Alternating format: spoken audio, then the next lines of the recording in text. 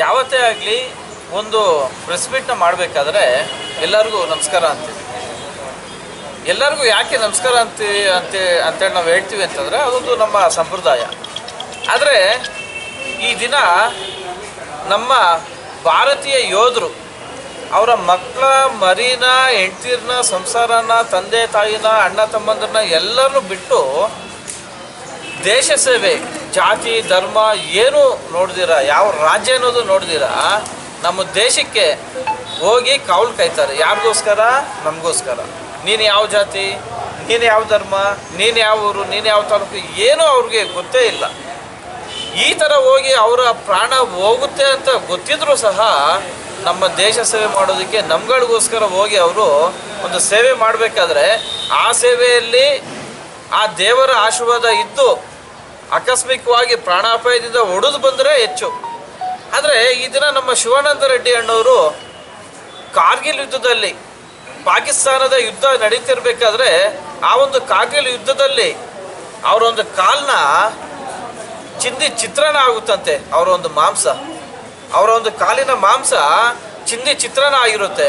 ಅಂಥ ಪರಿಸ್ಥಿತಿಯಲ್ಲಿ ಅವರು ಹೋರಾಟ ಮಾಡಿ ನಮ್ಮ ದೇಶಕ್ಕಾಗಿ, ನಮ್ಮ ಭಾರತ ಮಾತೆಗಾಗಿ, ನಮಗೋಸ್ಕರ ಈ ಒಂದು ಸೈನ್ಯದ ಒಂದು ಕರ್ತವ್ಯವನ್ನು ನಿಭಾಯಿಸಿ ಬಂದು ನಾನೊಂದು ವ್ಯವಸಾಯ ಮಾಡೋದಕ್ಕೆ ನನಗೊಂದು ಭೂಮಿ ಕೊಡಿ ಅಂತಂದರೆ, ನಮಗೆ ಭೂಮಿ ಕೊಡೋದಕ್ಕೆ ನಮ್ಮ ಹತ್ರ ಜಾಗ ಇಲ್ಲ ಅಂತೇಳಿ ಅಧಿಕಾರಿಗಳು ಒಂದು ಉತ್ತರ ಕೊಡ್ತಾ ಇದ್ದಾರೆ. ಅಂತಂದರೆ ಭೂಮಿ ಕೊಡೋದಕ್ಕೆ ನಮ್ಮಲ್ಲಿ ಒಂದು ಚಿಂತಾಮಣಿ ತಾಲೂಕಲ್ಲಿ ಒಂದು 4 ಎಕರೆ ಭೂಮಿ ಮಂಜೂರು ಮಾಡೋದಕ್ಕೆ ಭೂಮಿ ಇಲ್ಲ ಅಂತಾರೆ ಅಂತಂದರೆ, ಇವತ್ತು ನಮ್ಮ ದೇಶದ ಸಂವಿಧಾನ, ಇವತ್ತು ನಮ್ಮ ದೇಶದ ಅಧಿಕಾರಿಗಳು ಯಾವ ದಾರಿ ಹಿಡಿತಾ ಇದ್ದಾರೆ ಅನ್ನೋದು ನಾವು ಯೋಚನೆ ಮಾಡಬೇಕು. ಈ ನಮಸ್ಕಾರ ಅನ್ನೋ ವಿಷಯನ ನಾನು ಯಾಕೆ ಹೇಳ್ತಿಲ್ಲ ಅಂತಂದರೆ, ಈ ಒಂದು ವಿಷಯದಲ್ಲಿ ನಾನು ಹೇಳೋದಿಲ್ಲ.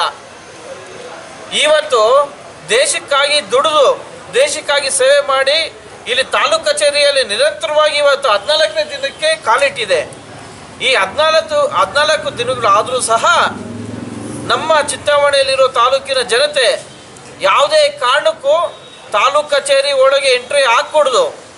ಈ ನಮ್ಮ ಶಿವಾನಂದ ರೆಡ್ಡಿ ನಮ್ಮ ಮಾಜಿ ಸೈನಿಕರಿಗೆ ಈ ಒಂದು ಭೂಮಿ ಮಂಜೂರು ಆಗೋವರೆಗೂ ನಿಮ್ಮ ಯಾವುದೇ ಕೆಲಸಗಳಿಗೂ ನೀವು ತಾಲೂಕು ಕಚೇರಿ ಒಳಗೆ ನೀವು ಎಂಟ್ರಿ ಹಾಕ್ಕೊಡ್ದು. ಈ ತಾಲೂಕು ಕಚೇರಿ ಹತ್ರ ಬಂದು ಶಿವಾನಂದ ರೆಡ್ಡಿ ಅಣ್ಣವ್ರಿಗೆ, ನಮ್ಮ ಮಾಜಿ ಸೈನಿಕರಿಗೆ ನಿಮ್ಮ ಬೆಂಬಲ ಕೊಡಬೇಕು ಅಂತೇಳಿ ನಾನು ಈ ಒಂದು ಸಮಯದಲ್ಲಿ ನಾನು ಹೇಳೋದಕ್ಕೆ ಇಷ್ಟಪಡ್ತೇನೆ. ಇವತ್ತು ನಾನು ಶಿವಾನಂದ ರೆಡ್ಡಿ ಅಣ್ಣವ್ರನ್ನ ನಾನು ಒಂದು ವಿಷಯ ನಾನು ಕೇಳಿದೆ, ಅಣ್ಣ ಆಲ್ಮೋಸ್ಟ್ ಎಲ್ಲ ಸೈನಿಕರಿಗೂ ಒಂದಷ್ಟು ಜಮೀನು ಸ್ಯಾಂಕ್ಷನ್ ಮಾಡ್ಕೊಂಡು ಬರ್ತಿದಾರಲ್ಲ, ನಿಮ್ಗೆ ಯಾಕೆ ಮಾಡಿಲ್ಲ ಅಂತ. ಅವ್ರು ಹೇಳ್ತಾರೆ, ಅಣ್ಣ ನನ್ನ 10 ಲಕ್ಷ ರೂಪಾಯಿ ನನ್ನ ಲಂಚ ಕೇಳಿದ್ರು, 10 ಲಕ್ಷ ರೂಪಾಯಿ ನನ್ನ ಲಂಚ ಕೇಳಿದ್ರು. ಆ ಲಂಚ ನಾನು ಕೊಡುವಂಥ ಸಮಯದಲ್ಲಿ ನಾನು ಈ ಒಂದು ಅಧಿಕಾರಿಗೆ ನಾನು ಇನ್ಫಾರ್ಮೇಷನ್ ಕೊಟ್ಟು ಅವ್ರು ಕೊಡುವಂಥ ಸಮಯದಲ್ಲಿ 1 ಲಕ್ಷ ರೂಪಾಯಿ, 5 ಲಕ್ಷ ರೂಪಾಯಿ ಒಂದು ಟೈಮಲ್ಲಿ ಕೊಡಬೇಕು ಅಂತ ಕೇಳಿದಾಗ ನಾನು 1 ಲಕ್ಷ ರೂಪಾಯಿ ಕೊಡುವಂಥ ಸಮಯದಲ್ಲಿ ಈ ಒಂದು ಸರ್ವೇಯರು, ಗ್ರಾಮ ಸಹಾಯಕ, ಒಬ್ಬ ರೈತ ಮುಖಂಡ ಈ ಲಂಚನ ಕೇಳಿರುವಂಥವ್ರು ಇವರು ಒಂದು ಬಲೆಗೆ ಬೀಳ್ತಾರೆ. ಆವತ್ತೇ ನಾನೇನಾದರೂ 10 ಲಕ್ಷ ರೂಪಾಯಿ ಲಂಚ ಕೊಟ್ಟಿದ್ರೆ ಇವತ್ತು ನನಗೆ ಯಾವತ್ತೂ 4 ಎಕರೆ ಜಮೀನು ಬರ್ತಿತ್ತಣ್ಣ. ಆದರೆ ಆ ಒಂದು ಲಂಚ ಕೊಡೋದಕ್ಕೆ ನಾನು ಇಂಥ ಸಾಮಾನ್ಯ ವ್ಯಕ್ತಿಯಲ್ಲ, ನಾನು ದೇಶ ಕಾದಂಥ ನಾನು ಯೋಧ. ನಾನು ಒಬ್ಬ ಯೋಧನಾಗಿ ಲಂಚ ನಾನು ಕೊಡೋದು ಸರಿನಾ, ಲಂಚ ನಾನು ತೊಗೊಳೋದು ಸರಿನಾ? ನನ್ನ ಮನಸ್ಸು ಒಪ್ಪಲಿಲ್ಲ ಲಂಚ ಕೊಡೋದಕ್ಕೆ. ನಾನು ಲಂಚ ಕೊಡಲ್ಲ, ಕೊಡುವಂಥವ್ರು ನಾನು ಸುಮ್ಮನೆ ಬಿಡೋದಿಲ್ಲ ಅಂತೇಳಿ ಅವತ್ತು ನಾನು ಹೋರಾಟ ಮಾಡಿದ್ದಕ್ಕೆ ಇವತ್ತಿನ ದಿನ ಎಷ್ಟು ಬಾರಿ ನಾನು ಉಪವಾಸ ಸತ್ಯಾಗ್ರಹ ಕೂತರೂ ಸಹ ನನಗೆ ಈ ಅಧಿಕಾರಿಗಳು ಅದನ್ನೇ ಮನಸ್ಸಲ್ಲಿ ಇಟ್ಕೊಂಡು ನನ್ನ ಮೇಲೆ ಕುತಂತ್ರಗಳನ್ನ ರೂಪಿಸ್ತಾ ಇದ್ದಾರೆ, ನನಗೆ ಭೂಮಿ ಕೊಡ್ತಾ ಇಲ್ಲ ಅಂತೇಳಿ ಹೇಳ್ತಾರೆ. ಅಂತಂದರೆ ಎಂಥ ವಿಪರ್ಯಾಸ. ನಮ್ಮ ಭಾರತ ದೇಶದಲ್ಲಿ, ನಮ್ಮ ಸಂವಿಧಾನದಲ್ಲಿ 1969ರ ಕಾಯ್ದೆಯ ಪ್ರಕಾರ ಮಾಜಿ ಸೈನಿಕರಿಗೆ ಭೂಮಿ ಮಂಜೂರು ಮಾಡಬೇಕು ಅಂತೇಳಿ 10ರಷ್ಟು ಭೂಮಿಯಲ್ಲಿರುವಂಥದ್ರಲ್ಲಿ 10% ಭೂಮಿನ ಮಾಜಿ ಸೈನಿಕರಿಗೆ ಕೊಡಬೇಕು ಅಂತೇಳಿ ಆದೇಶ ಇದೆ. ಈ ಆದೇಶ ಇದ್ದರೂ ಸಹ ನೀವು ಇವತ್ತು ಶಿವಾನಂದ ರೆಡ್ಡಿ ಅವ್ರನ್ನ ಉಪವಾಸ ಸತ್ಯಾಗ್ರಹದಲ್ಲಿ ನಿರಂತರವಾಗಿ ನೀವು ಕೂರ್ಲಿ ಅಂತೇಳಿ ನೀವು ಬಿಟ್ಟಿದ್ದೀರ ಅಂತಂದರೆ ನಿಮ್ಮ ಆಲೋಚನೆ ಏನಾಗಿದೆ? ಮಾಜಿ ಸೈನಿಕ ಶಿವಾನಂದ ರೆಡ್ಡಿ ಅವರು ಉಪವಾಸ ಸತ್ಯಾಗ್ರಹದಲ್ಲಿ ಕೂತು ಸಾಯ್ಲಿ ಅಂತನಾ, ಸತ್ತೋಗ್ಲಿ ಅಂತನಾ? ಈ ನಾವೆಲ್ಲ ಇವತ್ತು ಉಸಿರಾಡ್ತಾ ಇದ್ದೀವಿ, ನಮಗೆಲ್ಲ ಉಸಿರು ಕೊಟ್ಟಂತಹ ವ್ಯಕ್ತಿ ಸಾಯ್ಲೆ ಅಂತೇಳಿ ನೀವೆಲ್ಲ ಕಾಯ್ತಿದ್ದೀರಾ?